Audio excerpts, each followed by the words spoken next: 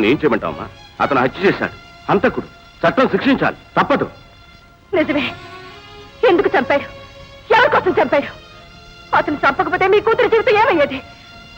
వాడి చేతుల్లో శీలాన్ని పోగొట్టుకునేది, లోకం చేతుల్లో ప్రాణాలు పోగొట్టుకునేది. మీకు కాగితాల మీద ఉన్నదే వేదం, మీ చేతితో రాసుకునేదే చట్టం. అనవసరంగా మాట్లాడు. ఒక మనిషిని మరో మనిషి చంపటం నేరం.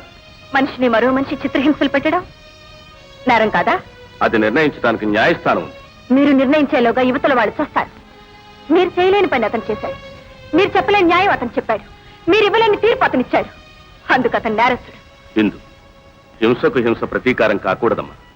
హింసకు హింసే ప్రతీకారం అయితే మానవ జాతే మసైపోతుందమ్మా. అయితే కాపాడండి. అటువంటి మనుషుల్ని, మంచి వాళ్ళని శిక్షించి మానవ జాతిని బాగా కాపాడండి. మీరు, మీ న్యాయం, మీ చట్టం అన్ని కలిసి దేశాన్ని రక్షించండి. వెళ్ళండి ప్లీజ్, ఇక్కడి నుంచి వెళ్ళిపోండి, వెళ్ళిపోండి.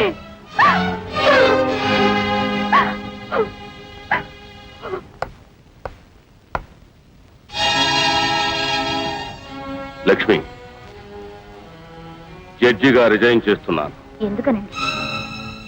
రాజుకు శిక్ష విధించి జడ్జిగా నా ధర్మాన్ని నిర్వర్తించాను. కానీ అతను చేసిన ఉపకారానికి మనిషిగా కోర్టులో ఎదురు నిలిచి వాదిస్తాను. రాజును విడుదల చేసే వరకు నిద్రపోను.